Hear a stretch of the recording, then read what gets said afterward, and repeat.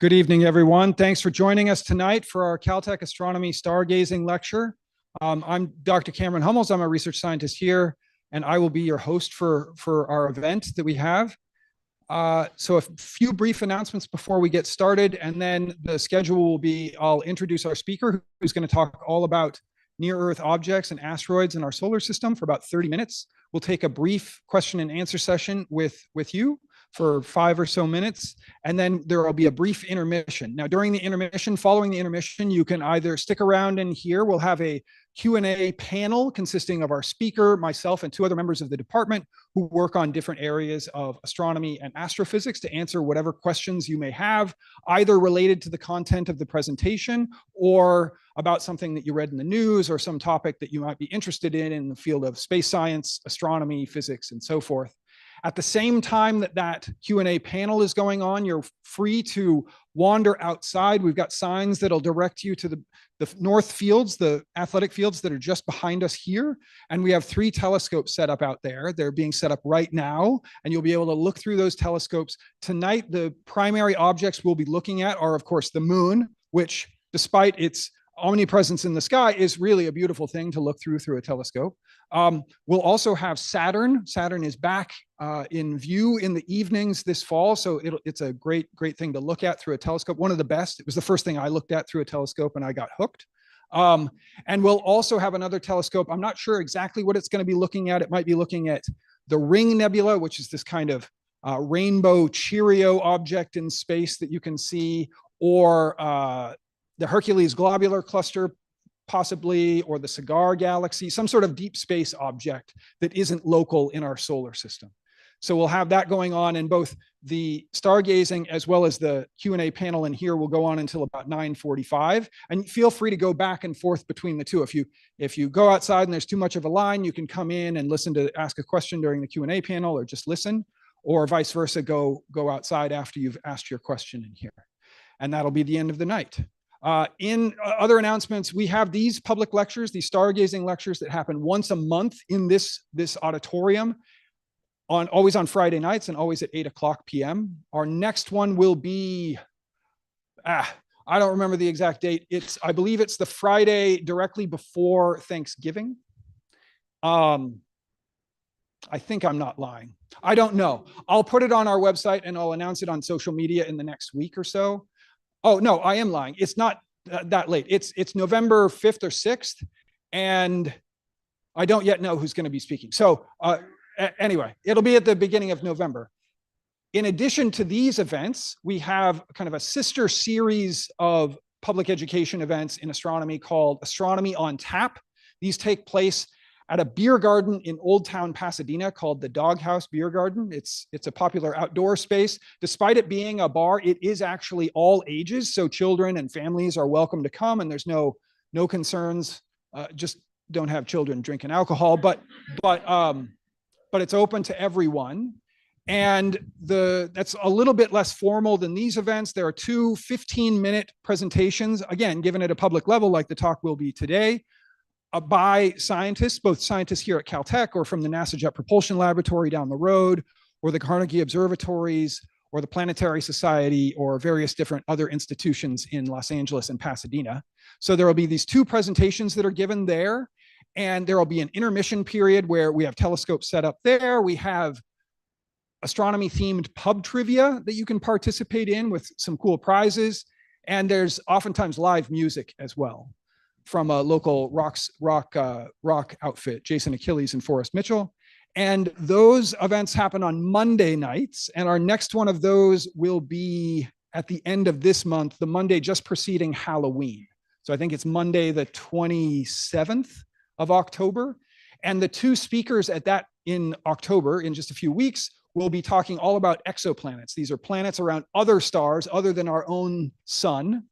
And the 2 people, they're both PhD students who are going to be talking, but notably one of them was recently cited in all sorts of news articles on the New York Times and National Geographic because he was the first author on a paper that lent for strong detections or possible detections of a planet around the nearest star system to our own, Alpha Centauri. So this was in the news about a month and a half ago, and he's going to talk all about the evidence for a giant planet that's orbiting around Alpha Centauri, this nearest star system, about 4 light years away. It's close, but it's not that close, right? It takes light 4 years to get there. So that should be a very exciting event. I encourage you to check it out if you're so interested. Other announcements. There's a dark sky festival happening in a couple of weeks called the California Dark Sky Festival that's taking place outside of Death Valley. And there's still some tickets available.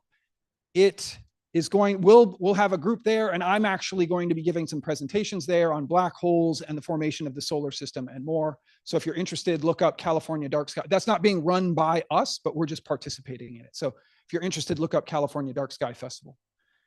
And my final announcement, I've been making this recently because it's significant impact on science in the United States. All the science that you're going to hear about tonight, or that you hear about at all of these events that we're doing, is largely funded by taxpayer dollars through federal funds that are initiated by the National Science Foundation or through NASA or other Department of Energy, these other organizations. And we as scientists are extremely grateful for the support that we get from all of you. And largely that was the foundation for this lecture series and other similar lecture series, is so that we as scientists have the opportunity to share what we've learned about the universe, the insights that we've gained from our research with all of you, with the public, which is of course super important, because ultimately you are our bosses. You are the ones who are paying much of the salary and the funds that are necessary for us to do the work that we do. So thank you very much. But recently, in the last several months, the current administration is aiming to cut funding for American science at about the 50% level, at least in astronomy and physics.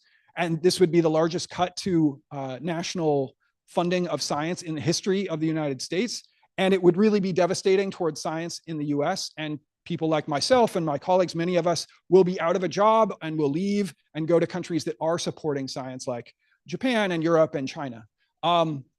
I don't want to get partisan. I don't want to get political with this. I just want to make people aware of this situation.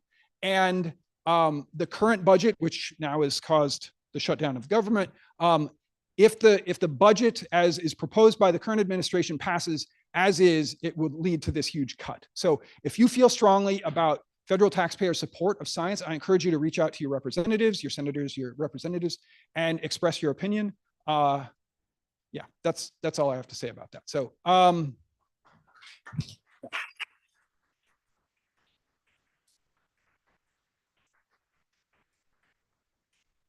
okay, so our speaker tonight originated in New Jersey, grew up in New Jersey before pursuing an undergraduate degree at Penn State in Pennsylvania in astronomy. And following that, did his PhD work at the University of Hawaii, a very strong department in the field of astronomy and observational astronomy in particular, because of the access to all of the world-class telescopes that are there in Hawaii, like the Keck telescopes and Gemini and so on and so forth. Following that, he went to NASA Jet Propulsion Laboratory just across town as a postdoctoral fellow and worked there, and then transferred and became a research scientist at NASA JPL for a number of years, and then transitioned just a few years ago at the start of COVID 2020. He joined Caltech and the Caltech IPAC building, which is just adjacent to this one, as a research scientist at Caltech IPAC.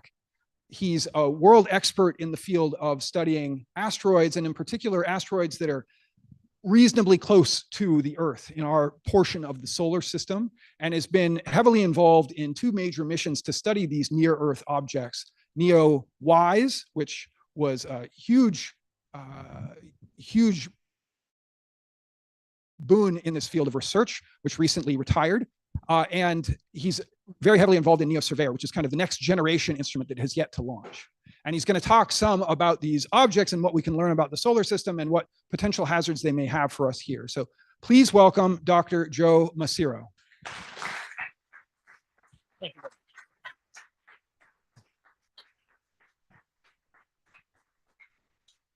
Thank you very much. I really appreciate you coming here. Thank you for the introduction, Cameron, and for the invitation to come speak. So astronomy has always been the science of mapping the sky. It's about looking at our place in the universe and understanding what the sky looks like out there, about mapping the time and the seasons, about looking for changes in the background, in the very distant things, the edge of the universe, about looking for beginnings and looking for endings. But sometimes astronomy comes to visit us. And that's what's drawn me into the study of near-Earth objects, is that these things will come close to Earth. Unlike galaxies that are so far away, we'll never see them get close. We'll never see the other side. We'll never see them change in a dramatic way. These objects fly right by the Earth. And so you can see them from all sizes. And maybe, if we're incredibly lucky, you might get to visit the thing that you've been spending your career studying. And so that's what's drawn me to near-Earth object science. And I'd like to share some of that with you tonight. This is just a picture from the DART mission. This was a mission that went to visit, interact with, and attempt to change the orbit of that small moon on the right there, Didymos, on the left, Didymos. That one, the idea was to crash something into this object and move it to demonstrate that we had the technology to alter an orbit if we needed to, if a near-Earth object was posing a hazard to Earth. And I'll touch more on this a little bit later. Let me get this working. There we go. All right.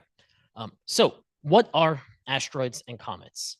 I really like this graphic. Emily Lakdawala put it together a few years ago. At the time, this was all the asteroids that we had visited with spacecraft. And what this demonstrates is that asteroids are kind of a strange collection of objects. They're the remainders of the formation of the solar system, the leftovers, if you will. The analogy that I like to use is you can look at the asteroids as the things that were left behind when you built the planets. And much the same way that you can go to a construction site, you can look at the nails lying on the ground, the little pieces of 2x4 that were cut off, bits of insulation, and infer what is inside that house. We can look at the asteroids and then figure out what was going on at the moment that the planets were being constructed. What went into the Earth? What went into Jupiter? What went into the sun? What was left over from all of that? And then by tracing what these are made of, where they came from and where they're going, we get a better understanding of the distribution of materials in our solar system, how things came to be, and what we might use going forward in the future. You can see from this that some of these, asteroids in general, all look like lumpy potatoes. They're more or less potato shaped. Some of them have craters, some of them are smooth. They're all kind of rock-like. But there's a big difference in the coloration here. Because of the history of these objects, they haven't undergone the massive geological changes that have happened on Earth. We have thousands of different kinds of minerals on Earth that form from volcanoes, from metamorphic processes, from sedimentary processes. The asteroids didn't have that. And so there's a very small number of mineral histories that we can expect in the asteroid and comet population. And so even something as subtle as a color change, brighter gray versus darker gray, points us to a specific history that this object came from. And as I'll touch on later, that dark gray, we're finding out, talks about a history of water, that these objects experienced a significant amount of wetness as they were forming. And that places constraints on exactly where in the solar system they were. These are coming from where the water-rich materials were. So this is a top-down view of our solar system. The sun is the dot in the middle. The cyan rings are the planets, Mercury, Venus, Earth, Mars, and Jupiter. And every single dot there is an asteroid or a comet that the global community of scientists is monitoring. Now, the dots aren't to scale, but the positions are. Each of those is the exact position at the time that this plot was made. And so what we can see is that there's a swarm of bodies around our sun. This green band here, this is the main belt of asteroids. This is the reservoir of the material that was left over. It's gravitationally stable over billions of years. And so we can look at that as a touch point of history, as a time capsule. Further out, you see blue dots in flanking formations around the planet Jupiter here.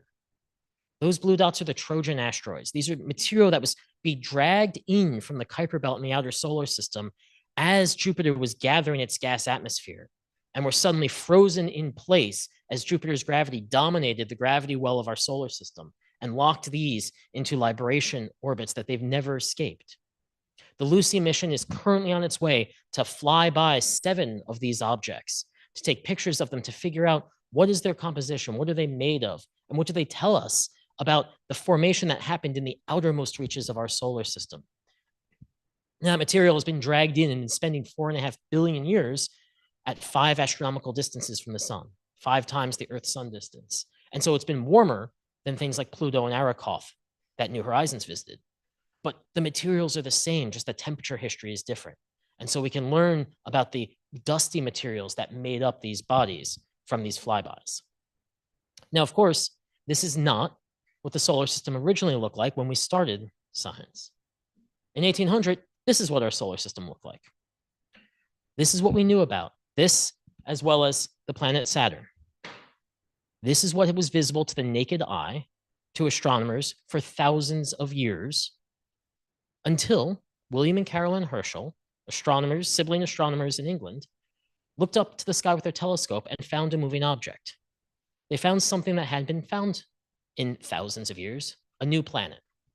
And so they did what any conscious person who receives funding from a source did, and they named it after their sponsor.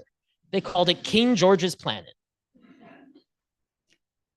As you might imagine, some other countries had issues with that.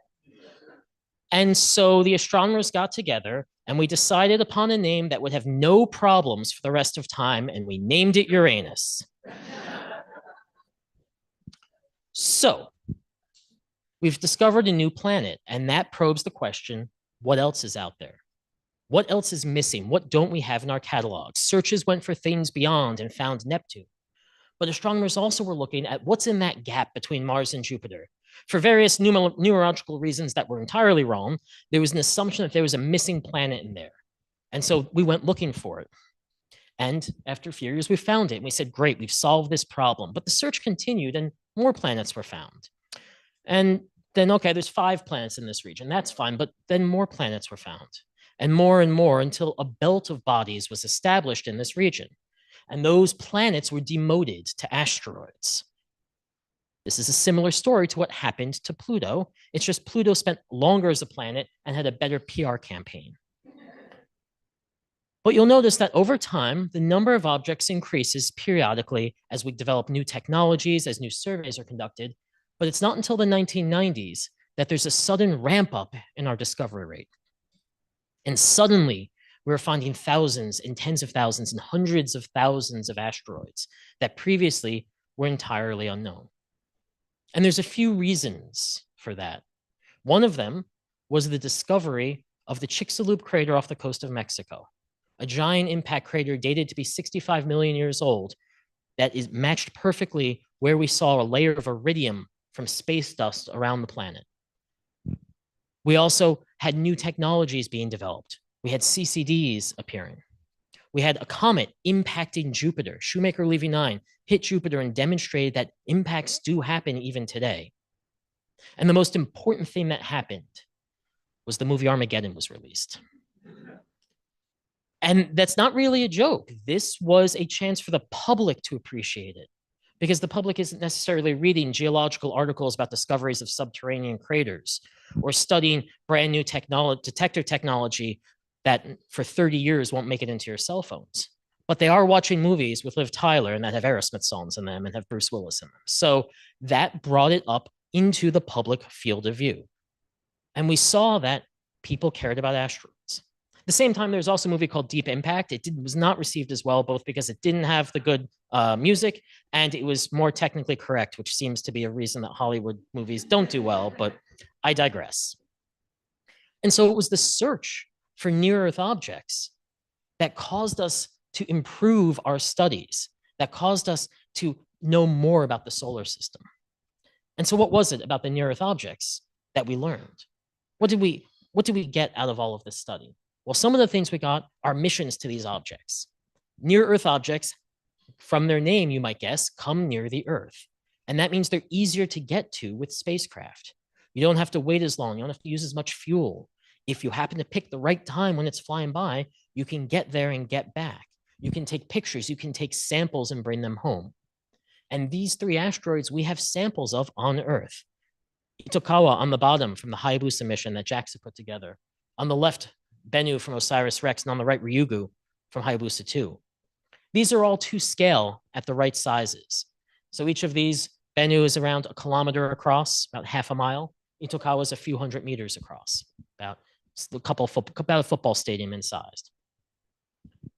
So when we came to visit these objects, when we saw them, when we sampled them, we found worlds that we were not expecting. We found things that looked like giant piles of gravel. And that's because these objects are giant piles of gravel. These are reaccumulations of catastrophic impacts that ripped apart another body, leaving behind small chunks of material that was slowly pulled together by its own gravity. And so this strange shape you see for Itokawa here is kind of like an otter or weird peanut. That's actually likely two clumps of material that are just barely resting on each other, that are just gently touching, possibly to be unbound if the spin rate changes at all. So these are very fragile worlds. These are things that can change, that can break apart, that can spread material off. And so by studying them and understanding, by visiting them, by bringing back samples, we figure out what they're made of, how we would interact with them, and what we would do if they posed a hazard to us. Because that's the main driver. Objects that come close to Earth are a potential hazard. And it's not just theoretical. This is a map of fireballs, large meteor events that have exploded over the Earth from 1988 to about the present day. Each of these is scaled by the impact energy, the number of kilotons of TNT that they're equivalent to. I do love that this is by US government sensors. These are satellites monitoring for nuclear weapons testing. And so when they figure out, they see a flash, and they figure out it's not an illicit nuclear weapons test, they then report it to our scientists up at JPL, who then track it as a naturally occurring event. Now, you can see this is happening all the time across the globe. Some of these are small. Many of these you might not notice if they weren't over your city. But some of them are big. You see that giant red dot over Russia there? That was the Chelyabinsk impactor. February 15th, about 6 o'clock in the morning in 2013, this object came in over the city of Chelyabinsk. It released a nuclear bomb's worth of energy every second for 30 seconds as it tore through the sky, leaving behind that bright glowing trail. It finally exploded, shattering windows in this city, injuring thousands of people. Now, because insurance fraud is rife in Russia, everyone has dash cam videos. And within hours, videos were popping up on YouTube. I was actually, had been invited to give a talk at UCLA that day, and we threw it away and just went through YouTube videos, pulling up stuff and discussing what was going on. It was the most fun talk I've ever given. But one of the outcomes of this is thousands of injuries. And that's because something has been lost recently.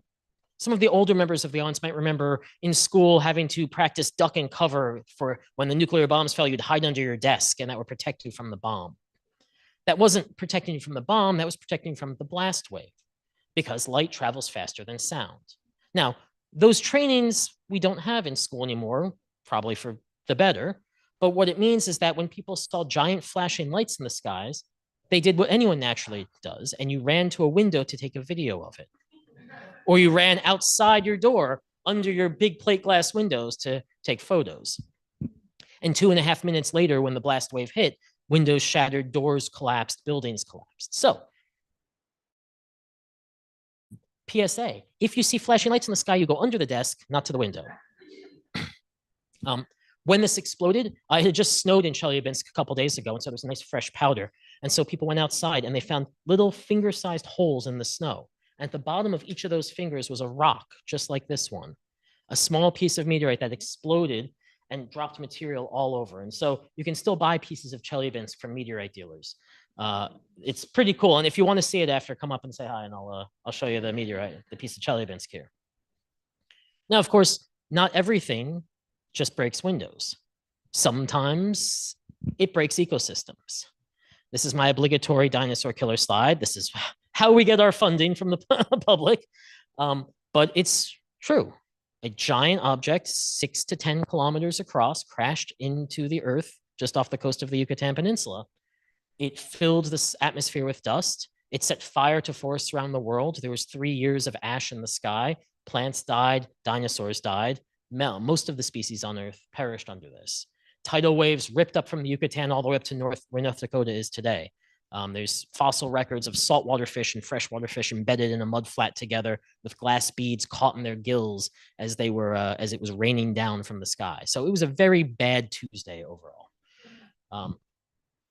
So we want to avoid this, obviously. But we're watching. This is the discovery images on the left here from the Atlas survey. It's a set of telescopes in Hawaii, South Africa, and Chile, watching the sky, scanning it a couple times a day, a couple times a night. And in December of last year, they found an object. These are the discovery images here. They reported to the Minor Planet Center and immediately said, hey, this has a 1 in 10,000 chance of hitting the Earth. Now, this happens pretty often because that 1 in 10,000 chance means there's 9,999 chances that it's not going to hit the Earth, and those things happen. And so typically you watch it and it vanishes. But in this case, we watched it and the impact got higher. The chance of impact you see on the right here rose and rose and rose and rose until we took that observation that showed that it had just come off the Earth and that it wasn't going to hit. And then it crashed. Then the chance of impact went to 0. This is what we expect for cases like this. And this is why we can't hide a potential impactor from anyone, from the public, because we've asked for help when it was down here before we knew it was up here. And so this is what it looks like. And this is how our knowledge progresses. This is the first time we had to execute, NASA and the international bodies had to execute ideas. They'd come together, plans for how to notify people, how to let groups like FEMA, like the UN, various countries around the world know that there's this potential impactor. Luckily, it's not going to hit the Earth. This object's about 50 meters in size, maybe about the size of this building. So it would be bad, but not dinosaur killer level. So it's not a true catastrophic object, but still something we want to avoid. However, while we've ruled out impact with the Earth, we have not ruled out impact with the moon. There's a 4.3% chance that this object will hit the moon on December 22nd of 2032. Due to its orbit, it is now in an area where we cannot observe it and will not be able to observe it until 2028. And so this object is going to sit here with a 4.3% chance of hitting the moon for another 3 years until we get some snapshot pictures. And then we'll be able to determine, yes, it will hit or no, it won't. And then we'll get an idea of where on the moon, if it is hitting, it's going to hit. I would recommend going outside and watching it just in case, because it's going to be pretty cool, I suspect. It's around 7:18 in the morning our time, plus or minus a few minutes, depending on where on the moon the impact actually occurs. So stay tuned to the very fun, very fast. So how would we respond? What would we do if YR4 hadn't missed the Earth, if it was on an impact trajectory? And this goes back to that DART mission I was telling you about. The idea that we could crash a spacecraft into an asteroid and change its orbit enough to move it out of the way. So this is the terminal approach video from the DART spacecraft that was beamed to Earth. You'll see as it gets closer and closer, the resolution improves. That was it trying to figure out where the object was. You'll see the Didymos object here, the primary, get better and better resolution. You'll see more and more information about the surface until it falls off the frame. And then the moon Dimorphos, you get better and better data on as we get closer and closer. It'll slow down right at the last one and show you the real time. So this is the real time sequence that was sent to Earth. Remember sitting on a live stream watching it until finally we got a partial image as it crashed into the Earth. It was beaming images back constantly until it impacted the surface and the image got cut off in the display. We moved the orbit of the moon about 3 times as much as we hoped we would, as much as the plan was. And that's good. That means that we can successfully crash a spacecraft into an object and predict how far it's going to move, and thereby know if we can move something off a collision course with Earth. Now, of course, the more time we have, the better we can do. Because if you have 30 years of warning, then all I need to do is give you a little poke, change your speed by just a millimeter a second, and that's enough to have you miss the Earth. If you have 3 days warning, we don't have that opportunity. And so it's important to find the things as early as possible. Any potential impactor, get as much knowledge as soon as possible before it becomes a problem. Now, one of the other perennial topics that comes up is using near-Earth objects as a resource, asteroid mining. What could we do Sci-fi has it all over. It's starting to enter the public discussion again. About 10, 15 years ago, there was a bunch of asteroid mining discussions. Those companies went on to other things, but new companies have come back. As access to space has become cheaper, as more people are planning to go to space, the idea of mining asteroids has become better. Now, some stories say we should be mining the gold and the platinum and bringing it back and selling it on the open market. We could bring 100 tons of platinum back and be rich, but that's not how markets work as far as I understand. When you flood a market with a thing, it becomes cheap. Also, it's really expensive to launch a spacecraft and bring stuff back to Earth. The OSIRIS-REx mission was about $1 billion and brought back 120 grams from Bennu, about baseball sized. So whatever you have to bring back has to be really valuable. It's easier to dig a chunk of platinum out of the ground than to go get it from an asteroid. But if you need the resource in space, now the economics change. On the right here, I'm showing samples of Bennu that were brought back by the OSIRIS-REx mission. You can see these bright crystals growing out of that dark matrix material. Those are phosphates and carbonates, materials that are useful for a variety of applications. But the most interesting one is that dark material there. That's a phyllosilicate, serpentine. That material, it's about 80% phyllosilicates by mass, and those are about 10% water. That means that entire body, the entirety of Bennu, is about 10% by mass water. And water is a resource that people like in space. You can make fuel out of it. You can use it for insulation, for protection from radiation, and people like to drink it. And so if you wanted to mine asteroids, that is the direction you should go. But before you can do any of this, before you can mine asteroids, protect the Earth from asteroids, or study them, you need to find them. And so I'm working on the ENIO Surveyor mission. This is our next generation survey telescope. As Cameron said, we had NEOWISE before, and that was scanning the skies, looking for asteroids, characterizing them, measuring how big they were, how reflective they were. But NEOWISE was never designed to do that. So instead, we're designing a mission from the ground up to be good at finding asteroids, to be ideal for detecting potentially hazardous objects, to measure their orbits, to measure their sizes, to characterize the hazard they pose to Earth, so we know if there is a threat out there. This mission is being led by Amy Mainzer, a professor at UCLA, and it's a fairly small telescope. It's about 50 centimeters, the primary mirror. It's comparable in size to the stuff you're going to use outside. But the power of this is that it's looking at thermal infrared wavelengths, 4 to 5.2 microns and 6 to 10 microns. This is the light of heat. This is the light of warm, glowing things. And so instead of looking for a dark asteroid against a dark background, you're looking for a hot object against the cold background of space. And asteroids pop out and become some of the most visible things at these wavelengths. One of the lessons we learned from NEOWISE is that we don't want to have cryogen on board. Cryogens run out. So we're going to have this telescope passively cooled. It's just going to radiate heat to space, hovering at around 40 Kelvin.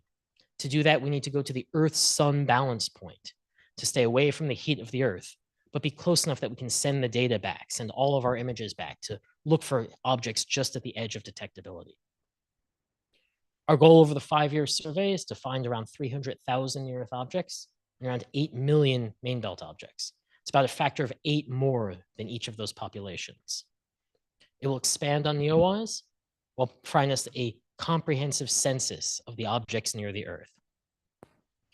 And we're scheduled for launch right now in 2027, September of 27. We're building our detectors. We're building our instrument right now. We're marching our way towards that launch date. Where I work at IPAC is hosting the Survey Data Center, where we're receiving all the data, processing all, and then serving it to the public via the URSA Data Archive. And some of my colleagues are in the room tonight who work with me on the Survey Data Center at URSA. So come reach out to them after and say hi. The power of ENIO Surveyor is how close it can look to the sun. Asteroids that are hazardous to the Earth spend time near Earth's orbit, this blue line here. Ground-based telescopes can only look in the nighttime sky, and so primarily are limited to looking away from the sun. By putting a telescope in space and having that sharp sun shield, we can look all the way down to around 45 degrees from the sun, and thereby spend most of our time surveying along the Earth's orbit where the greatest hazard lies, thereby finding as many objects as possible. And so this is what the data will look like. This is data from NEOWISE showing the stars, all the stars, whether they be blue or red giants, are blue in this image, because in the infrared, all stars look blue. But the asteroids appears bright red against that cold background of the sky. Asteroids are the brightest things in the sky at these wavelengths. And so all we have to do is sit there, take a series of pictures, and you can watch as they move across the background. And so it's the process of tracking that motion, collecting those objects, determining that these dots link together into an orbit. And then we can build from an orbit, we can determine the size of the object. From the size, we can get the reflectivity. And now we've characterized each and every one of these objects. So going back to a top-down view of the solar system, this is what our survey is going to look like. The sun is right here in the middle. This is just the Earth's orbit. I took the other planets away when I made this. And this shows you, as we go through our survey, each of those flashes of light is a new object discovered by the survey.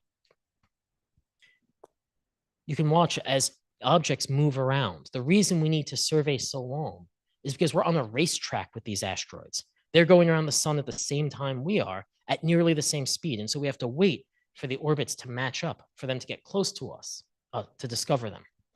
Because some objects will spend a lot of time on the far side of the Earth, the far side of the sun along the Earth's orbit. And so simply by doing a long survey, we can collect all of these objects. Now, on this plot, I'm only showing the asteroids, the hazardous asteroids larger than a football stadium, larger than 140 meters.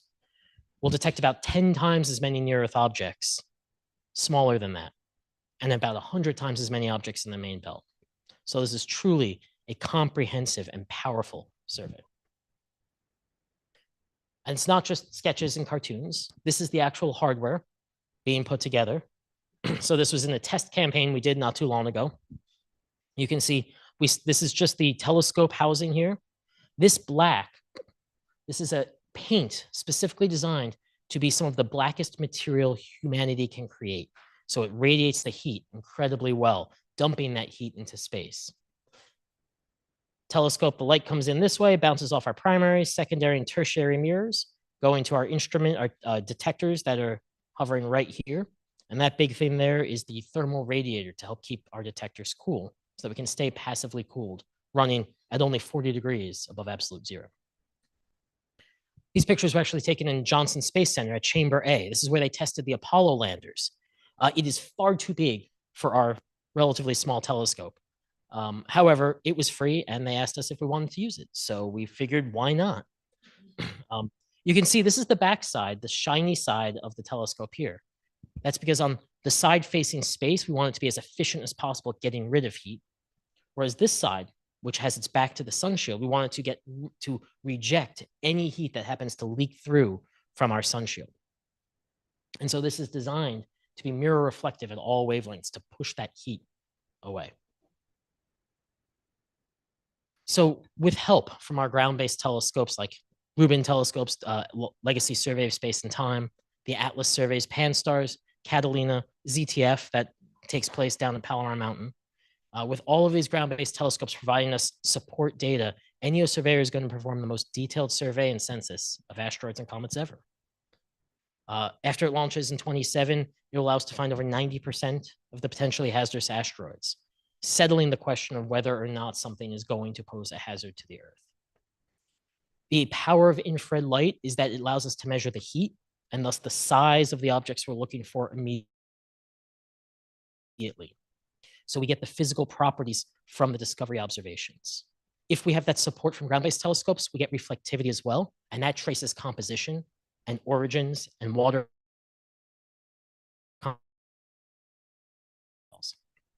And this is all important, not just for the hazard point of view, because near-Earth objects help us understand how our solar system was sculpted, where the volatiles came from, how water got placed on the Earth, how the carbon that is in our bodies came to the Earth.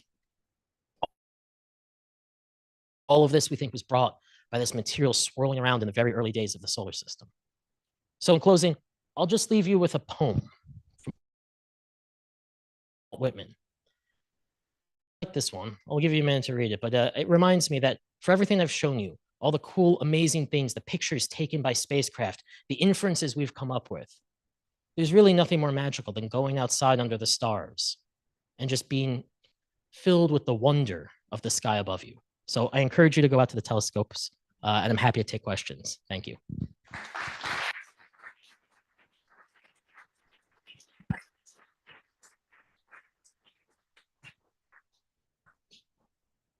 We can take a few questions for our speaker.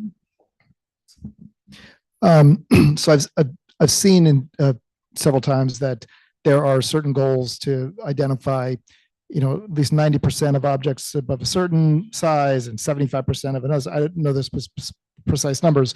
And I don't remember if this was the NASA or International Astronomical Union, or maybe even Congress had set this as a standard. All of them, yeah. Yeah. So every time I see that, I wonder, how do we know when we've identified 90% of an indefinite number of objects? That's a great question. How do you know what you don't know? That is one of the hardest parts of this. And so what we are doing at IPAC, switch mics. Okay. So what we're doing at IPAC is we are building a simulation of the sky. We take all our knowledge from NEOWISE. We take from all the surveys that have happened, from James Webb, the detector behavior. We simulate every image we'll take. We implant fake asteroids in that using our best knowledge of the current solar system and extending that to significantly smaller sizes. And then we say, how many of those did we find? And so our metrics are, did we run a survey that found 90% of that synthetic population? Then what we do is we take what we actually measured and use those statistics to infer what the true population is, both known and unknown. So this is a debiasing process that's been well established over time as the way of answering that exact question. How do you find something when you don't know what you don't know?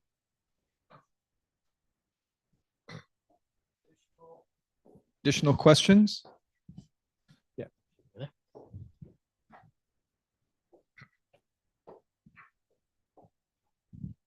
Great talk. Thank you so much. If the object hits the moon in several years from now, what destruction and or change in trajectory would happen to the moon? There would be no change to the moon. This is pretty small. It's only 50 meters. They'll make a crater. Crater's about 10 times as big. So it'll be a kilometer scale crater on the surface of the moon. We wouldn't be able to see the crater from Earth without, other than maybe some really powerful telescopes, but we might see the flash. And so I know that people will be watching because we see flashes from meteors. As they hit the surface of the moon, you'll see impact flashes, especially during lunar eclipses. It's popular to look at the moon and see if there's objects coming by that cause a flash on the surface. And so we could watch the flash. We might even be able to see it naked eye. That's what I'm hoping for if this does come to pass. But it won't alter the moon. It won't change its orbit. It won't cause any permanent damage. It won't knock off any material that will come to Earth. I heard there was a possibility that it could kick up material that then might rain down and we might have a really nice meteor shower here. Possibly, Yeah. yes. There was a question. Yes. Can you pass it? Can you say a few words about what, if any, value radar observations of asteroids have for determining their orbits? Radar is incredibly useful for determining orbits because when we send the radar pulses out and get them back, we know the object's position, distance from us, and velocity along that line of sight to within centimeters. So it provides an incredibly powerful constraint of that axis, which is the hardest one to measure from the ground. When we take a picture of the sky, we know the X and the Y, but the Z is totally unknown. We have to infer it based on how it curves in motion. So if you can get those measurements combined with a radar pulse, you have near perfect knowledge of where that object was at that moment in time. A few of those, and you can get incredibly good knowledge of its future orbit as well, where it was and where it's going. And this is how we've ruled out. So for a long time, Bennu, the object that OSIRIS-REx brought material back from, was the most hazardous object we were watching. It had a 1 in 10,000 chance of hitting the Earth in the year 2880, which is far enough in the future that we didn't have to worry about it. And we knew that because we'd taken enough radar observations of it that we were able to track its orbit over 800 years and say that there was a subtle chance of it hitting. We've now ruled that out by sending the spacecraft, but radar is incredibly powerful. Unfortunately, we lost the Arecibo Observatory. Damage from Hurricane Maria came to a head, and the observing platform collapsed into the dish. So now we really only have the Goldstone array, and Green Bank can receive right now. They're working on a transmitter. There's a few other receivers. Australia can receive. I know there's been a South American and a South African array that have tried to receive. And I believe China is working on a transmit and receive capability. but nothing that is comparable in power to Arecibo right now. So that was a real loss for the field.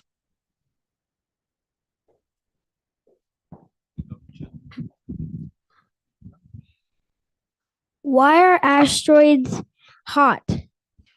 Why are asteroids hot? That's a great question because they're in space and they should be cold, right? So they're actually being baked by the sun. Just like when you go outside and the sunlight warms you up when you feel the sun's rays on you. And sometimes if sun feels hotter than other days, that's because the atmosphere, if there's no water vapor in the atmosphere, it feels really, really hot. And so just like the sun will warm up the ground that you're walking on, the asphalt, or if you've ever walked on the beach, it makes the beach really hot sometimes. It does the same to the asteroids. And so the asteroids near the Earth are about the same temperature as the Earth.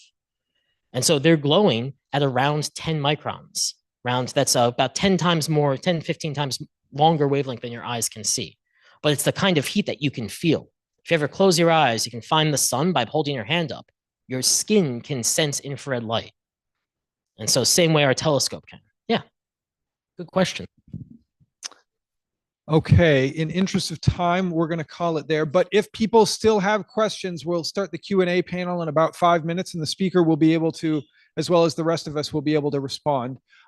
So as I said, we're going to have our intermission now. You're welcome to stick around here for the panel. We'll also do the telescopes. I should just mention, so everybody hears, if you're going out to the telescopes, please no food, no sugared beverages, no high heels that can puncture the turf, artificial turf of the field, no pets, and no litter, please.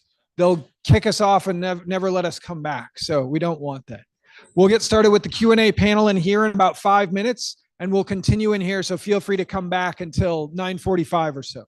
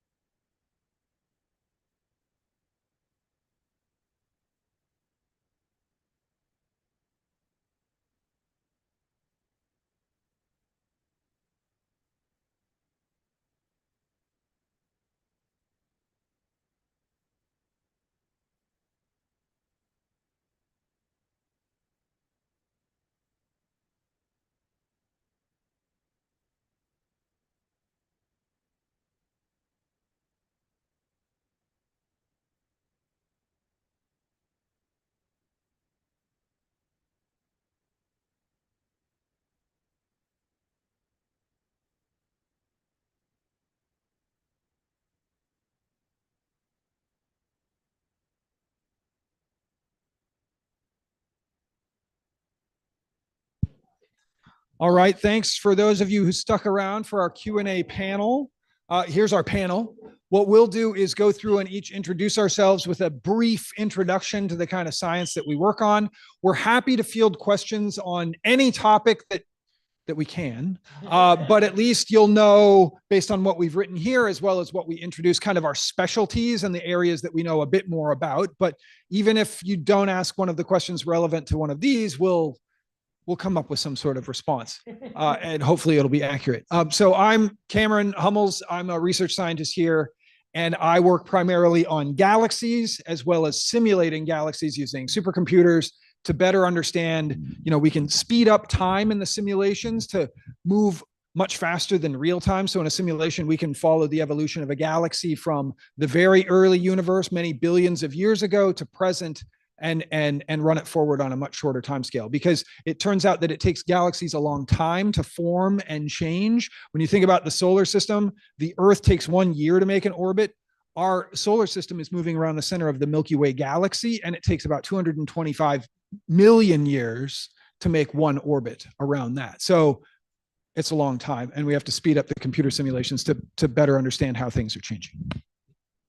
Great. Hi, everyone. I'm Miles Sherman. I'm a graduate student, a PhD student here in Cahill, and I mainly study neutron stars, and I use radio telescopes to do that. So neutron stars are these dense cores left behind by the most massive stars after they explode, and the most strongly magnetized objects in the universe. There are all sorts of different types. There's these pulsars, magnetars in our own galaxy, and there's also these extremely bright radio bursts that we see from other galaxies, in which we think are neutron stars. And I study all of those with radio antennas and radio telescopes.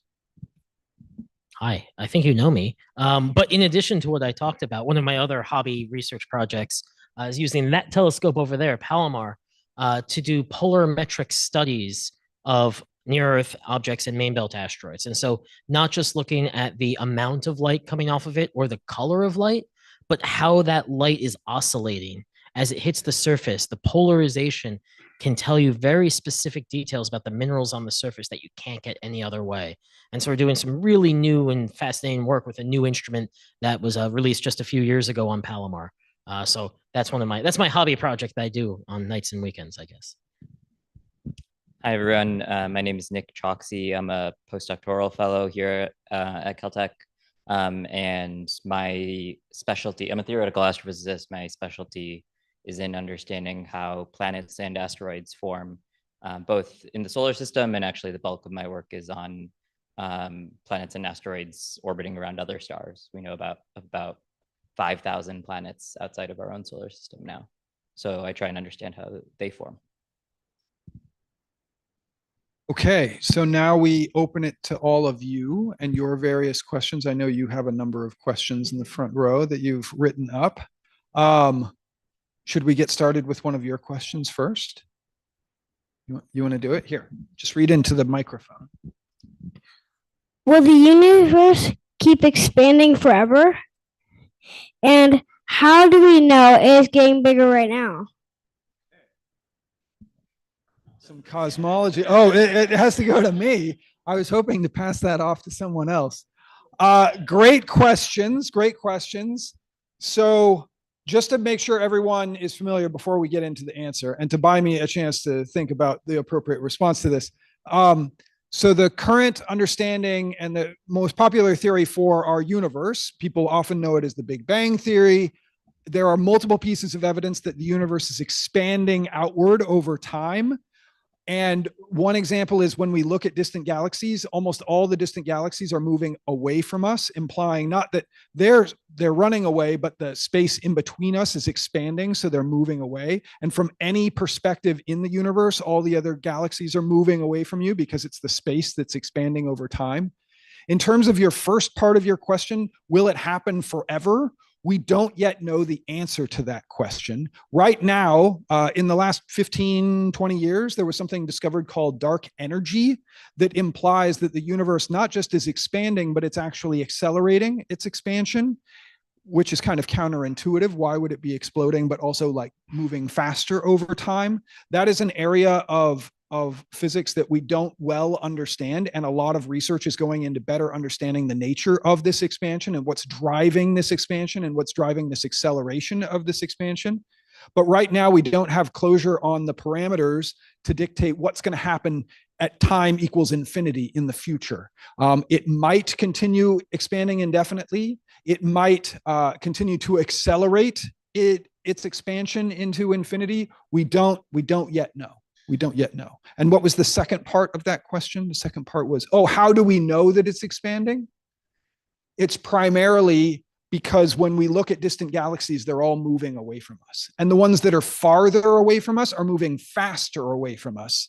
And one way of bringing all of those observations to make some sort of sense is that space itself is expanding.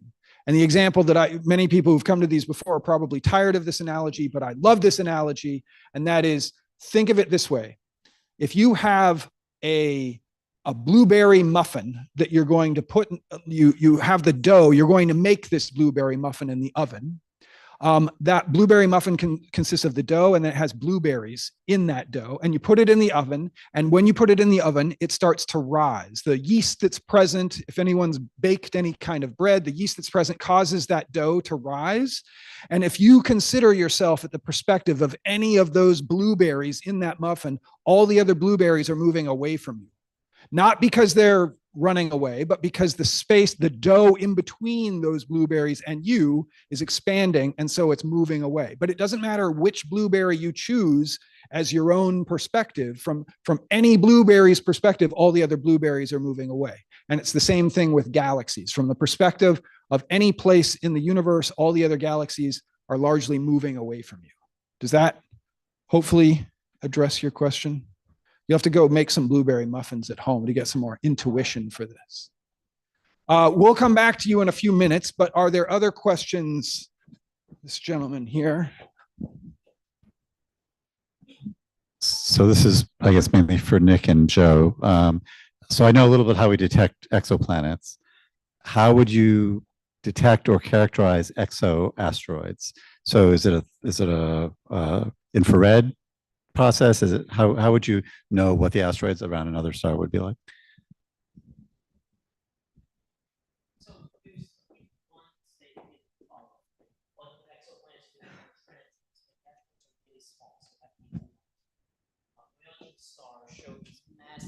Hold it a little closer. Is it on? Nope, it's not on. Okay, well, give it a second. There you go. Now you can hear me. So Boyajian star showed these massive drops in the light we saw that we think are from large clouds of comets or gas or something going on there. You could also look in thermal emission. You could look for not just the signature of one object, but a disk of objects. So you could look for a brightening at infrared wavelengths as these things are crashing into each other, as they're changing. You can look in ALMA for evidence of the dust bands being carved by these new planets and by asteroids as well. But it's tough to see individual ones. You can infer them. Oh, one other fun way of doing it, you can look at white dwarfs, and as they are polluted, as things run into them, they will flare and leave pollutants in the surface. A white dwarf should be almost entirely carbon and oxygen. But if you see silicon or aluminum in the surface, you know it had to have sucked in an asteroid and ripped it apart. And so there's a thin halo of that material around. But by the time you see that, it's too late to study the asteroid. I have very little to add to that perfect answer. I guess I was going to talk about debris disks. So lots of other stars show infrared emission around them.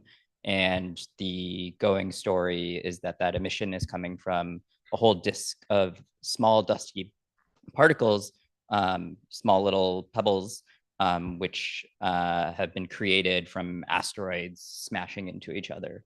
And they create a whole disk of grains. It's easier to see a bunch of small little grains than it is to see one big asteroid. Yeah. There's the big problem in our field of that the definition of pebble varies wildly by person, from a micron scale dust to something that's, the size of a small planet. So it really, there's a whole range it covers.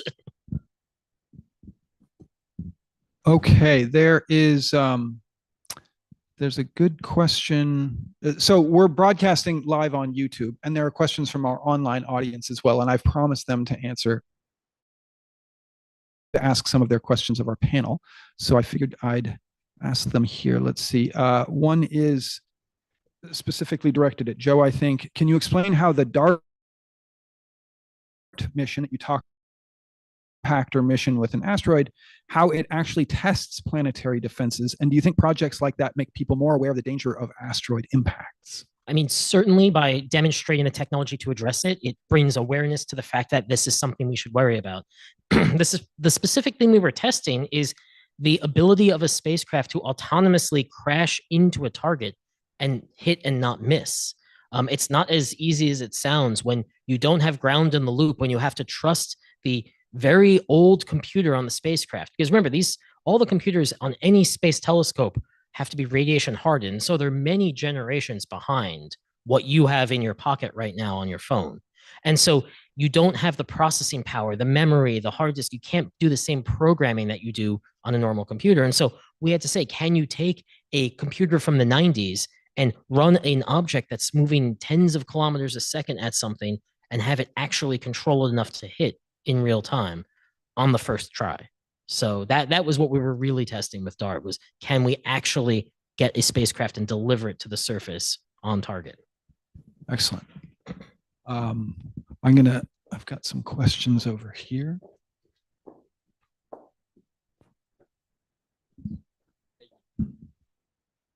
I heard that there were like larger than normal diamonds and like ureolite meteorites, and I was wondering like how those could have formed, or if there's any like ideas. Yeah, so there's diamonds, spinels, and calcium aluminum rich inclusions are these very high temperature minerals that are only formed at the very, very beginning of our solar system. So as the solar nebula was collapsing, as the star was forming, you have a hot disk of gas and dust, and that cooled down over time. And as it cooled, new materials could be produced. Things started to condense out, and these diamonds were the first thing. Now, you would imagine if it's cooling quickly, you get small things because you get a small rain, much the same way you get different size raindrops, depending on specifics of how the rain is falling, how fast it's going by, how much it's changing. The same way where in the solar nebula you were forming and how quickly or slowly it was cooling controls how big these initial materials were. And so these large diamonds-like materials and diamonds are indicating that it formed an area that was cooling very early, like the very, very first solids in the solar system, the thing that sets the T equals 0 for our solar system at 4.567 billion years ago. But it was cooling slow enough that they were able to grow briefly, right? They weren't flash frozen, they were slow frozen. Let's see. We'll get to everybody, I promise. I was wondering, with the formation of the solar system, like, do you know why the asteroid belt is between Mars and Jupiter? Like, could it be between Jupiter and Saturn, or could it have been somewhere else? Like, why would the asteroid belt form where it is today? You do gravity? Here, no, you do gravity, go. Can you say this question one more time? Oh, So I have time to think. why is the asteroid belt between Jupiter and Mars and not Jupiter and Saturn or other places in the solar system? My rough understanding is that the asteroid belt that we see today is not what we had 4 billion years ago. So I think the current understanding is that when the solar system was forming, there were sort of asteroids everywhere, and then over billions of years, the asteroids interacting with Jupiter, Jupiter sort of cleared out a whole bunch of the asteroids.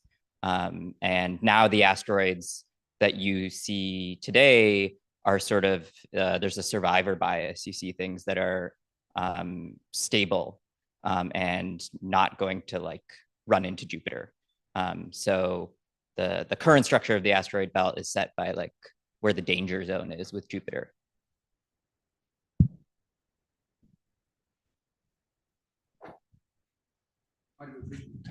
Problems. Yeah.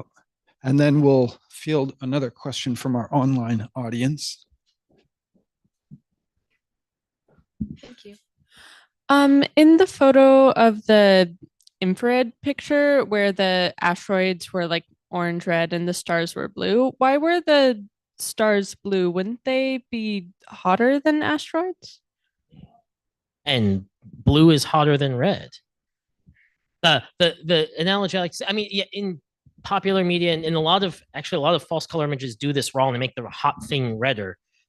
But just consider this way: if you have a candle in front of you, you have a nice orange flame, and you might be willing to pass your hand through that flame for funsies or as a party trick. If you had a butane torch firing off a blue flame, you wouldn't be passing your fingers through that for very long. So yeah, blue, white is hotter than red in color temperature space. Okay, and I promised the online audience a chance here, and we have a question. Is there any interesting new 3i Atlas updates? So 3i Atlas, you didn't mention this during your presentation. You didn't mention, but I'm happy to talk about 3i Yeah, okay. Atlas. So why don't you introduce what 3i Atlas is? So about 7 years ago, we had our first interstellar visitor come by.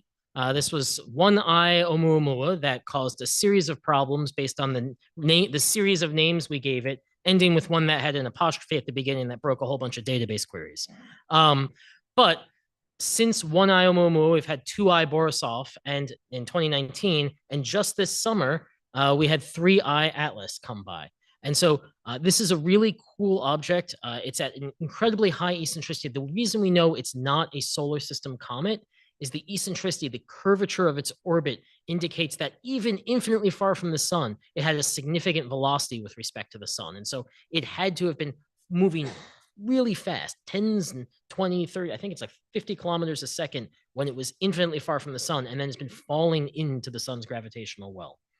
So right now, 3i is behind the sun. So it's on this orbit that is entirely retrograde with respect to the rest of the solar system. It's like 170-degree inclination.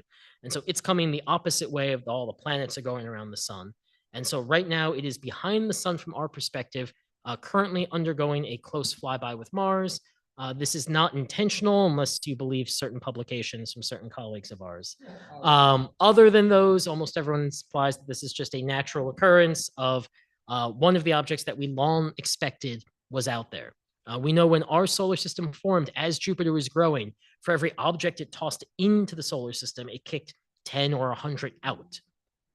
And so there should be trillions of asteroids and comets in interstellar space in our galaxy from our sun's birth. And there's 100 billion stars in our galaxy. So there's an unbelievable number of these objects floating around our galaxy. And it just turns out our galaxy is really, really big, and we don't see them that often. But as our telescopes get better, we expect to find more of them. We anticipate Vera-Rubin telescope, once the survey kicks on, we'll be discovering one to a few every year. ENEOS Surveyor, we expect will be incredibly sensitive, especially if it's cometary to these objects as well. So we're really looking forward to, in the next 5 to 10 years, getting a good idea of exactly how many of these objects there are, what their sizes look like, what their distribution of sizes is, and potentially where they came from. Do they have unusual compositions? 3i Atlas, the most interesting part of this is, at least in my point of view, the orbit it came in on implies it's from a population of objects stars that are old. It is likely that 3i is about 10 billion years old. So twice the age of our sun. This object has been going around our galaxy quietly, orbiting the galactic center for twice the age of our sun until it came by and did a flyby of our solar system right now. And that's from isotopic? Or that's from dynamics. Oh, that's from dynamics. So just where it was coming from, it looks like it's coming from a particular POP2 star. Well, no, we can't tell the particular star, but the population, the velocity it had at the edge of our solar system implies it didn't come from the thin disk, but it came from a halo star. Or a halo star. Yeah, and the halo stars are significantly older than the disk star. This in the galactic disk is where you have constant star formation going on. So that's where our sun is, where a lot of younger stars are. But the halo is some of the early stuff that formed billions of years before the current stellar generation. And so, yeah. Huh. That's exciting. Yeah.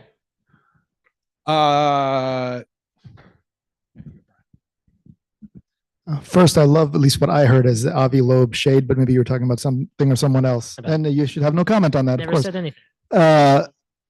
My question is, going back to the exo asteroids. So the exoplanet discoveries that we've made so far have, challenged some assumptions that we might have made just based on what we know about the solar system. We're finding things that we don't see here, giant planets really orbiting really close to stars, and super Earths, mini Neptune, or just planets at sizes that we don't see in the solar system. So what do we know about, from what we've observed so far? And I realize that may be minimal because, as you said, it's hard to make observations of these objects being smaller than exoplanets.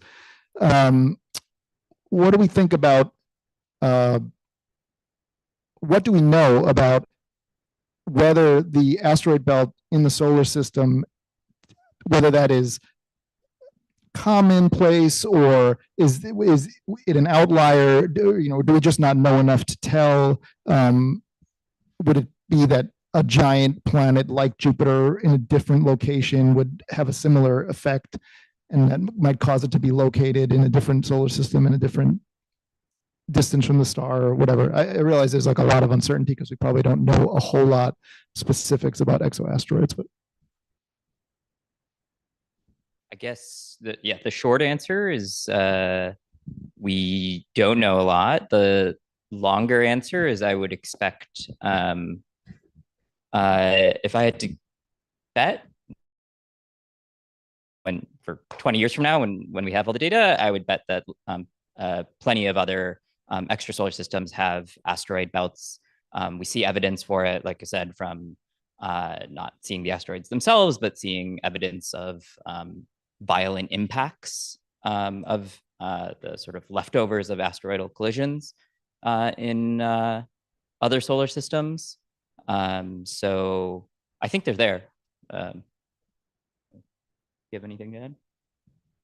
Yeah, just to add on to that, I think it's very difficult to tease apart things like observational bias, or to figure out what's observational bias and what's actually a property of the total population. So somebody, I think somebody asked this actually earlier in the question, how do we know what the full that there's this many asteroids out there, for example? How do we know that there's very few Earth-sized planets, for example, exoplanets, as opposed to these hot Jupiters? And it's part of it might just be that they're more difficult to detect because they're much smaller. So whereas these hot Jupiters are much bigger, so you can see the dip in the stellar light curve when it passes by its in front of its star. So yeah, as we detect more and we get more sensitive telescopes, we'll start to understand those differences a little more. Say for these debris disks, these disks of dust that we think are from asteroidal collisions, some of the modeling is very detailed. So the disks have, they're not your usual disk that's sort of just circular and disky. They have weird shapes. Sometimes they have a preferred direction. They can be eccentric. They have weird shapes, some of them look like moths. Yeah, and we can reproduce them, their structure in detail, from assuming that it came from a collision of an asteroid. And you can kind of pinpoint where we think the collision happened, and sort of sets a preferred direction to the disk. So you mentioned the simulations that actually, the question I was asking wasn't so much, do we think they're there? I mean, it seems like a reasonable inference to think that you would have asteroid belts. But my question is more about do we imagine that asteroid belt could appear in a lot of different, for example, do you have models that show an asteroid belt in a system where all of the planets are contained within the radius of the asteroid belt, like an asteroid belt in the place where the Kuiper belt is in this solar system? Do you have models that show a variety of different places, depending on, I guess, the location of the planets and sizes and masses of the planets? Do models show that? Yeah, totally. So I think we expect planet formation to be pretty diverse. And we also see that from looking at other stars, we see diverse planet formation. And so the simulations produce a whole range of outcomes for planet formation. In our solar system, for example, Jupiter is at 5 AU, but 5 times the orbit of the Earth. But in the simulations, we expect Jupiters to form sort of anywhere between 1 AU and 100 AU. And then you also see in the simulations that those extrasolar asteroid belts sort of reflect where the Jupiter, the gas giant in the system, happened to form. So yeah, totally. I'll do this question, and then I'm going to go back to our young gentleman who it's reaching his bedtime. So we need to get one more of his questions before. I'm in a different profession, so this is a little odd question. One of the things coming to these lectures I realize is that you guys are dependent on government funding, and that these asteroids present like a global problem. And so you guys are coordinating data from all around the world, from different countries, obviously. And there's been a lot of privatization of, people going up into space, and they're going to need this information, obviously, to avoid crashing into an asteroid. So, I mean, what's going on in your field in terms of how your research is running based on all these changes? Yeah, I mean, it's right now, it's very uncertain. There have been no explicit changes, but there's a lot of uncertainty, and that is difficult to deal with for a lot of people. And the human aspect of it, people don't like holding jobs that are uncertain. And so we're losing good people. We're losing undergrads that can't get into grad school because of that uncertainty. We're losing grad students who can't find postdoc positions because of that. We're losing a generation of scientists, and it won't hit until 20, 30 years from now. But that's happening. So there's still a chance to reverse it, but that window is closing. So that's true for the personnel side of things, but it sounded like your question was maybe broader than that as well. Like, what are the implications for global sharing of data between, NASA funded resources, right, or National Science Foundation funded resources and private companies and other nations. And for the most part, anything that's done by federal dollars like NASA or the National Science Foundation, hello there. Hi. Is shared with everyone. So when we receive, let's say I apply for time to use the James Webb Space Telescope or the Hubble Space Telescope to observe a galaxy over there, I get these data that come from that instrument, and at some point in the future, maybe a few months from now, maybe immediately, that data is publicly available to the world. And so you yourself could go up and go online and search the archive of all of the observations that have been taken using the Hubble Space Telescope or the James Webb Space Telescope and access those and be able to do whatever you want with them, science or art, whatever you want, because it's publicly funded. So it should be publicly available. Yeah. And this is true with— This is your data. This is your data. And this is not just true with telescope data. This is true with almost all data that is conducted by experiments that are funded with taxpayer dollars. And this is also generally true with European missions. I don't know how much it's true with China or Russia. I know Russia with eRosita is a recent telescope that some of their data is not publicly available. There's obviously some tension in the world associated with Russia right now.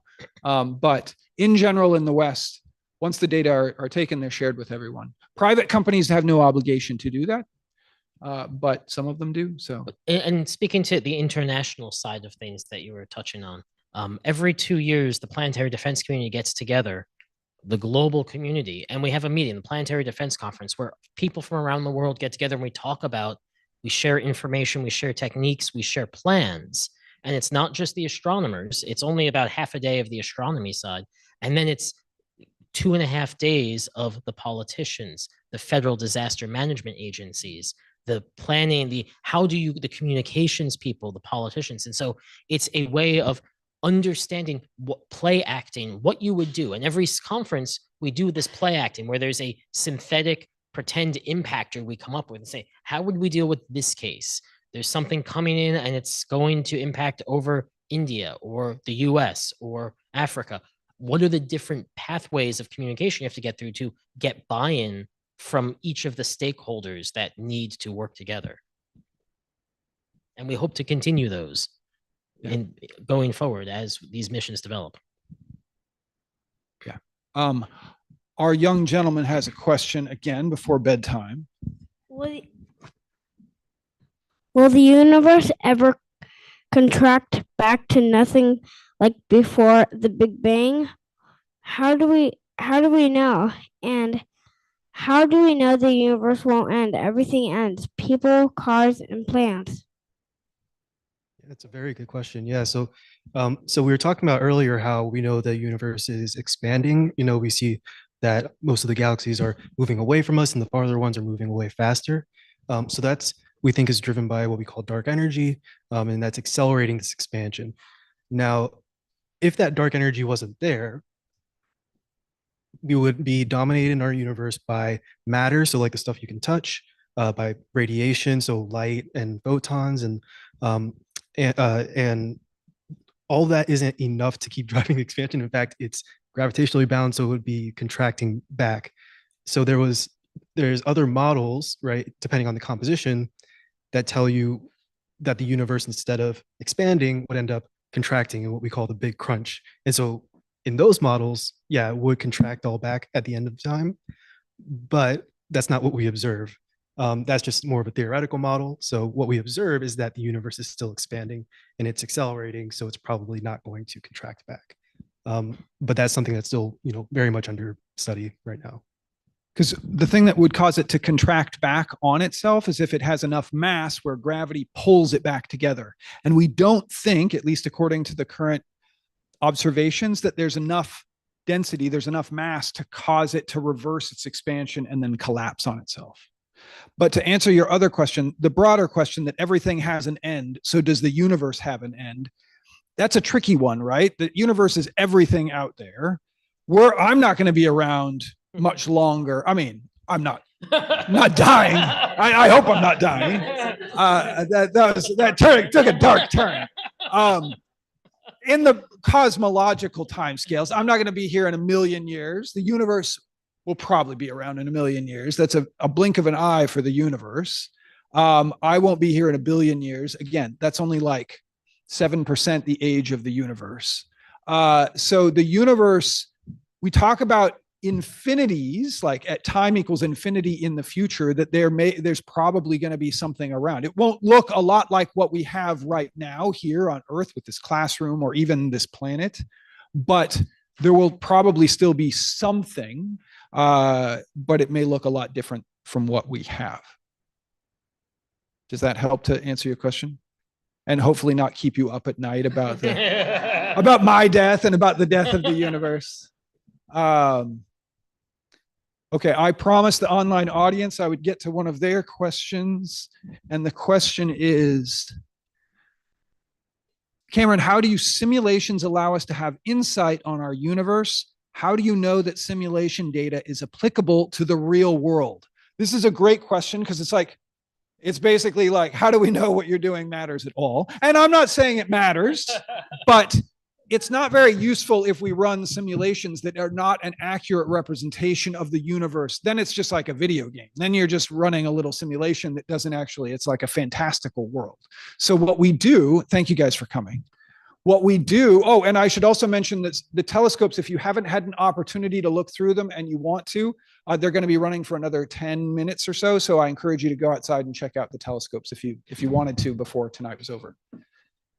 So in response to the question, how do we know that these simulations are accurate and that they have an accurate representation of the real world? What we do is we program in the physical prescriptions that we think are important on the scales that we're trying to simulate. So gravity, fluid dynamics, how do hydrodynamics, how do fluids interact? And to our best knowledge, these are accurate portrayals. And we program in the initial conditions of the simulation, which is to say how we think the universe looked in the very early universe. And we can see observations of that from the cosmic microwave background and other ways of looking at what the early universe look like to program as our starting point in the simulations. And then ultimately what we do is we run the simulations forward and we produce galaxies, and we see if the properties of those galaxies, like if I form a galaxy, does it look like what the galaxies look like in our real universe? Does it look Milky Way-ish? Does it? And when I say look, I'm not just looking at the pictures of it and be like, oh, that looks kind of like a galaxy. You look at the colors, you look at the composition of material. Is it mostly hydrogen? Is it helium? Is there the right balance and ratios of the various different elements that are present in it? Does it have the correct magnetic field prescription that we see when we look at the magnetic fields and the gases around other galaxies? We look at all of these different, all the observations that we can make of these things. Does it have the right spectral light that's coming from it? Does it look correct in both visible wavelengths of light as well as radio wavelengths of light, as well as X-rays? How well can we reproduce what we see in the real world with our computer simulation? And we use that as a gauge that we're doing something right or we're doing something wrong. And at this, 25 years ago, what we were doing was wrong. It was not very good, but there have been both advances in computer technology as well as many, many more advances in our ability to model the behavior of physics on these scales. And we're doing a reasonably good job, but there are still many fundamental questions in trying to understand these. And so that's what my work and my colleagues' work is to try and better understand kind of the subtleties associated with this. But if you look at, and you can find movies of this online or images of this online, images of computer simulations of galaxies or the distribution of galaxies, and they largely match the representations that we see when we look up with our telescopes. Yeah, and another important part is you take your simulations, and with all science, you make a prediction. And then you look for that thing and you see, did this confirm the prediction? And if it didn't, that model ends up on the trash heap of history with all the others. And if it did work, then you keep moving you test forward it with again. You look Yeah. for other things that you can, other predictions from that model that then you can test. Yeah. And it's better to make a prediction of something that you haven't yet looked at, as opposed to a post-diction where you're like, oh, I see that observation. Can I match that with my model? Yes, I can. It's better to predict something that you haven't yet seen and then look for that thing and be like, oh, hey, I predicted that thing and it's actually there. And then so a lot of the observational programs are designed to look for these predictions, to confirm or reject these predictions. And then the theoretical programs take what observations are available and make the next prediction. And so they work in lockstep between observation and theory. Exactly. So that was an excellent question, online audience member. I'll pay you $20 for such a pedagogical question later. And now we can go back to some of the audience questions here, sir. Thank you. My question is for the panel, for the whole panel. There's the Nancy Grace Roman telescope coming online and the Vera Rubin telescope coming online. What do each of you hope to use these tools and hope to discover with these? Excellent. I'll just review for our audience these two telescopes. I always get them confused because they're both named after female astronomers whose names both start with R and are 5-letter words, Rubin and Roman. But just to make sure everybody's on track, the Rubin telescope actually had its first flight earlier this year. It is a ground-based telescope in Chile, in the Andes mountain range in South America. And it's a very large dish, and it is primarily scanning the sky night to night. I think it covers the entire sky in the entire southern sky in like 2 or 3 nights. And it just does this repeatedly. And the benefit to that, one of the benefits to that, is by taking an image of the sky every few nights, you essentially have frames in a movie. And if you play that movie forward, you can see how the sky changes from week to week to week to year to year to year for the time that it's doing those observations. And you can start to see, oh, this star got really bright and then it got faint, or this asteroid is moving across the sky. It's called transient astronomy or time domain astronomy. We actually, last month's lecture here was all about the history of time domain astronomy by Sam Rose. And it's going to teach us about some of these short-lived phenomena in the universe, whether it be supernovae, whether it be gamma ray bursts, whether it be tidal disruption events, asteroids, these sorts of comets, these sorts of things. The other thing that you can do with the Rubin telescope is you can stack all of the images up from night to night to night, and you adding those data up, you get very, very deep observations, very faint objects that we haven't previously been capable of seeing because we just didn't have enough photons from them. So you'll be able to see some of the deepest and faintest structures in the universe, including very distant objects and these sorts of things. I'm talking a lot. Does anyone want to talk about Roman? I was going to say something about. Oh, talk about Rubin, please. We'll get to Roman in a second. Yeah. But I was going to mention, it's just clear that I'm a radio astronomer, so I use radio telescopes to look at transient events. So these are very short transients, things like millisecond or second time scales, where you just see a blip in the radio waves. And one of the difficult parts about it is trying to see what it relates to. Is that coincident with a star, for example, that's maybe in a binary orbit with a neutron star? Is it, does it have an optical counterpart, or was there an optical flare or a infrared flare or an X-ray flare that happened at the same time? And that can give us a lot of clues as to what the object is.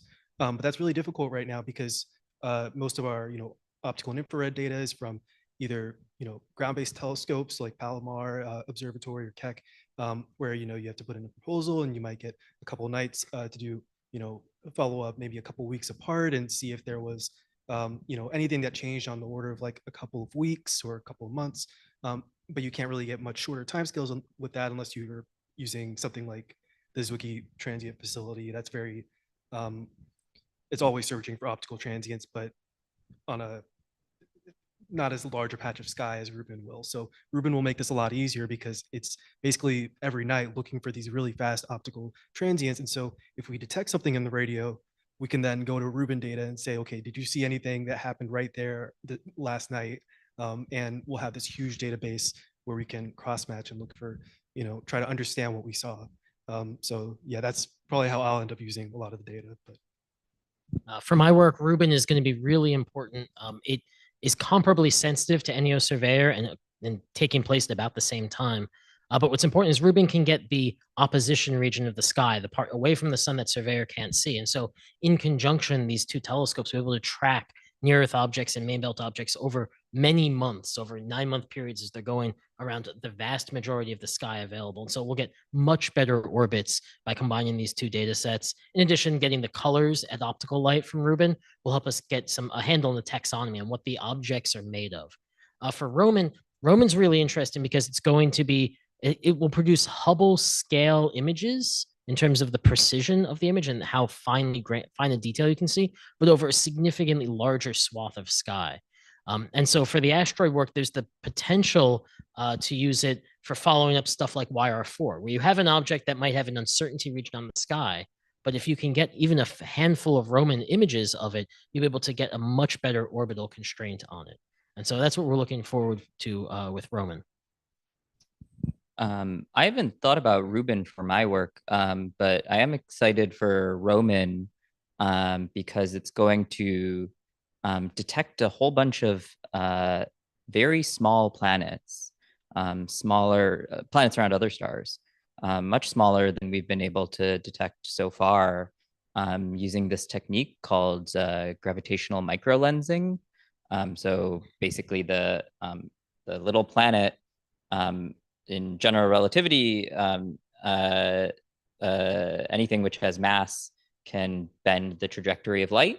And so a planet passing in front of like a background star or something can bend some of that light into our field of view. And that like star or whatever background source will appear brighter momentarily. And so Roman is going to be able to detect a whole bunch of planets from these small little deflections in light. And I think it's going to be able to get down to sub-Earth masses around other stars, which will be revolutionary. I didn't realize it was getting that low. That's super exciting. The numbers I hear are like, and by here I mean I just Googled it, are Ganymede. So oh, really? Comparable to the masses of the moons of Jupiter. Jupiter. Yeah. Yeah. That's exciting. And I should also mention one other thing that's very exciting. Many people think that with both of these telescopes, but in particular the Rubin telescope, we may be able to quickly discover this planet 9 that's been predicted in the outer parts of the solar system, predicted by people like Mike Brown and Konstantin Batygin here, because it's so much more these telescopes at doing this sort of work. So stay tuned. There may be a true 9th planet in the solar system. True in quotes, because that's what Mike would say. So there's a question here. Hi, I'd like to transition a bit into radio astronomy specifically. So I know that like radio telescopes are pretty sensitive in general and can have interference between like celestial objects waves versus just one in Wi-Fi, and there have to be specific radio like zones in order to be able to use the radio telescopes properly. So what efforts have been made, if any, so that the interference can be reduced and that new locations can be used, and or even like what could we find in these other locations that we may not be able to observe within the zones that we already have now? That's a really good question. Yeah. So this what we call radio frequency interference is basically anything that are cell phones, Wi-Fi signals, cellular towers, any of those kind of radio waves that are being created on a regular basis. And so you can imagine if you're just, for example, if we put a radio telescope right in the middle of this room or right on top of this building, we wouldn't be able to see any astrophysical objects because all of our cell phones, all these cell towers, all the Wi-Fi would be interfering with this. But so instead we go out to really remote places. So for example, the Green Bank telescope is out in one of these radio quiet zones where there's very, relatively strict rules about what cellular, devices you can have nearby the telescope and, what you can use nearby so that you limit how much you're interfering with those signals. Now, there at those sites, you still get some interference, so we have to have a way of dealing with that. And what we do is usually have a flagging, what we call flagging. So it's basically identifying anything that looks unusual or doesn't look like it's astrophysical. And there's a lot of different ways we can do that. With my telescopes, what I do is basically look for things that are what we call narrow bands. So they are at a very small set of radio frequencies as opposed to things that are wideband, meaning that they cover a wide range of radio frequencies. Narrow band signals are the things that our cell phones use basically to encode the data that they're sending to each other. So when we see something that's very narrow and very bright, that can tell us that it's probably not a real, astrophysical thing. It's probably something coming from the cell phone. More recently, actually, we've been using things like AI and machine learning to try to identify radio signals and data that are a little harder to identify just by that narrow versus wideband behavior. And so you have to make a machine learning network and then train it on real data, train it on simulated data, and then you can use that and apply it to your data as like another check to say, okay, we think this is real, and feed it through the classifier and see if it thinks it's real too, and then it might reject it and say, no, I think that's RFI because it looks similar to this other event. So yeah, that's still, but this is getting more and more difficult. Sorry, I'm going on a little bit, but yeah, this is getting more and more difficult these days because of all the satellites we have that are orbiting the Earth. So these networks you might have heard of, like Starlink, that's, there's hundreds of thousands of satellites that are, providing a huge service in terms of like increasing the amount of Wi-Fi coverage we have, but is also going to make it a lot more difficult to find these sort of windows, I guess, into space that aren't impeded by these radio signals that are coming from the satellites. And there are a lot of efforts going on though to like coordinate with those satellites and like figure out how to make them, transmit away from our telescopes so that we can still have a clean radio sky. But it's a very difficult problem. So yeah, it's a great question. Yeah, and I mean, there's been a big push lately for quiet and dark skies. So just like light pollution is polluting LA skies, and it's hard to see a lot of the stars, radio interference is polluting the radio spectrum. And so it's real important to have areas that are radio quiet. I remember when I went out to Green Bank, they're so strict about it. When you get close to the telescope, you can only take a bicycle or a diesel car because the radio noise from the spark plugs is enough to be picked up by the telescopes. And so it's diesels or bicycles to get around campus. It's a great question because it's the classic problem. Like even when you go out into the wilderness, you want to get away from town. You want to go on a hike by yourself, but everyone wants to do that. And pretty soon you have just as many people out there as you do in town. And it's the same thing with telescopes. You want to get away from the light pollution or the radio frequency pollution. But as more and more people do this, you have more of that pollution. So it's a chicken or the egg kind of problem. And it's definitely a challenging one. We'll get maybe one or two more questions before the end of our night here. So this is a follow-up question for a much earlier question for Joe about determining the total amount of asteroids in the belt. So you mentioned the use of simulations, right? Wouldn't a simulation involving that many bodies be very chaotic? And is there like a say correction term based on the periodic from a periodic check from actual data from telescopes, or are the chaotic effects not that significant on that scale? So yeah, for the simulations we're doing, we don't care about chaos on the millimeter level, and so we don't need to be as strict as you might be thinking. We do include the mass of the sun, all of the planets, and usually the 4 or 6 or 16 largest asteroids that help act on all of the other bodies. We don't need to care necessarily about 2 asteroids approaching each other. Their masses are so small compared to everything else that dominant terms besides planetary masses often is the general relativity terms from Jupiter and from the sun. The oblateness of the Earth and Jupiter and the sun is noticeable in these predictions. And so you actually need to include these terms. There's a recent paper by a colleague of mine up at JPL who just went down the list of here's this term, here's this term, here's this term, here's this term, here's this term, and what we need to do to account for them. But for the most part, you don't need to. It's not a full n-body simulation because most of those small objects, the asteroids, are so low mass that they don't really have a significant impact on the orbits of the other. It's primarily the sun and the major planets that are affecting the gravitational field. If you're being good about it, you want about 16 massive bodies will cover the vast majority of the objects. When you're dealing with near-Earth objects, you do need to simulate the Earth and the Moon separately, because that changing gravitational signature is noticeable as objects will pass close to the Earth, get a kick, and go off onto future orbital predictions. Cool. There was a question from the online audience asking, there was a paper recently that suggested that the universe is actually inside of the event horizon of a black hole. What do you think about that? And I think that it's rubbish.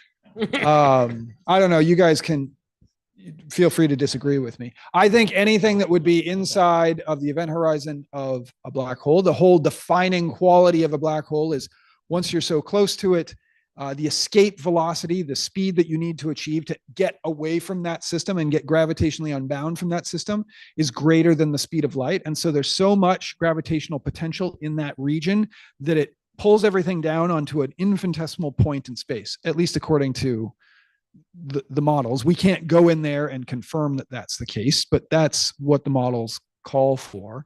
And if you were inside, you would be pulled towards this singularity in the center to such a degree. There's nothing that would prevent you from collapsing down onto that point in a reasonably short time scale. And so certainly the time scale that's shorter than the age of the universe. So I don't think that there's any significant evidence for us doing that. And I don't know what the authors of that paper were thinking, but everyone's entitled to their ideas, but I just don't think it's an accurate idea. Hello.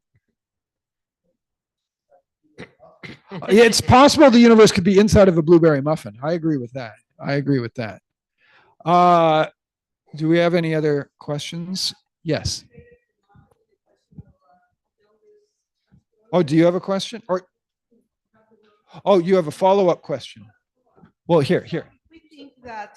If we think that the universe is expanding, obviously the muffin has a place to spend to expand to. What about the universe? What is it expanding to? Oh, the easy question. Easy question. So this is a common question. What is the universe expanding into? And it stems from a misconception that we all have, because the traditional way that we view the world is that we have three spatial dimensions, X, Y, and Z, that we can move through freely.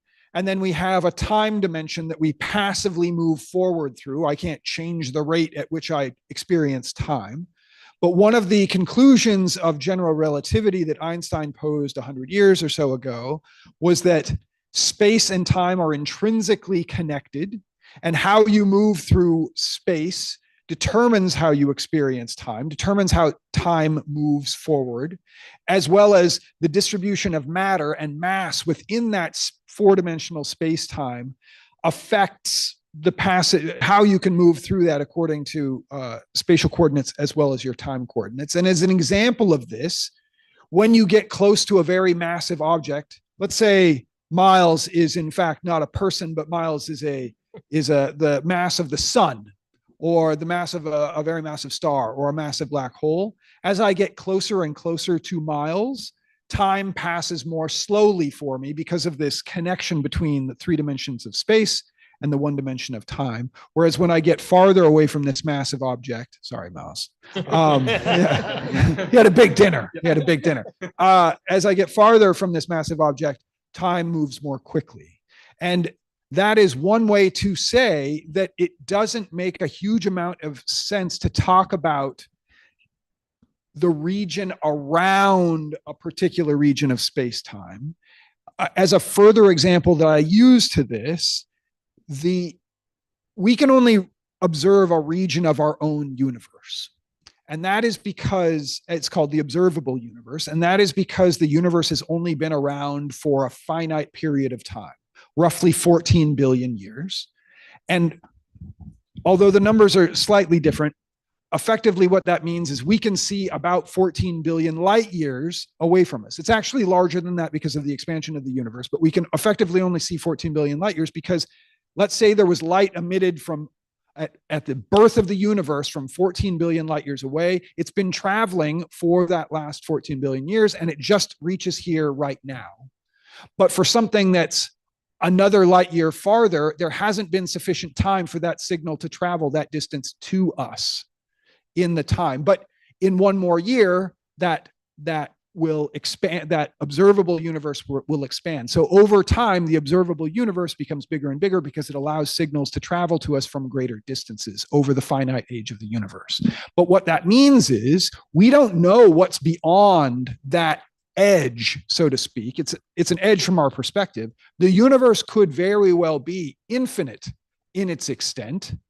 And then you might ask, well, how can an infinite thing expand at all? What is it expanding into? Is it expanding into infinity? And that's one of the problems of infinity. It's like infinity can expand and become more infinite, but it's a challenging question. And you're like, oh, he just totally sidestepped my question.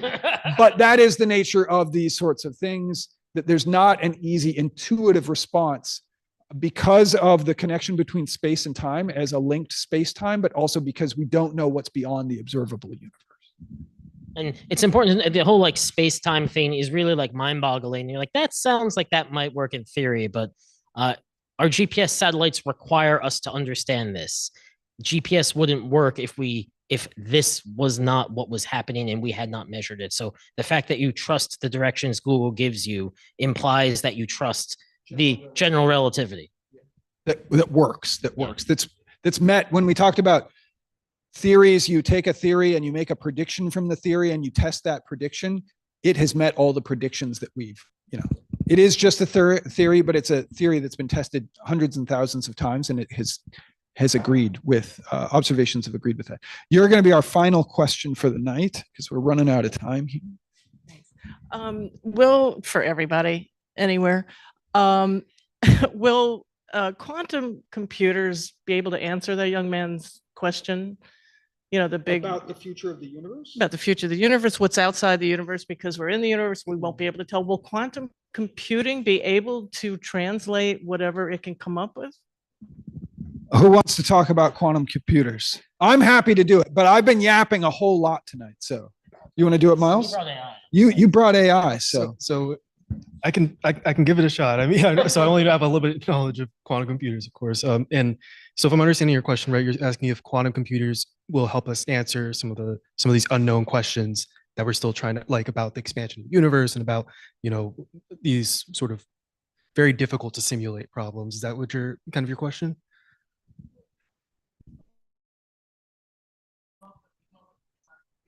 Oh, will it allow us to extrapolate beyond the universe? Unfortunately not. So a lot of people talk about quantum computing or AI in general. Any new technology, people are like, it's going to solve all of our problems. It's not. It's not.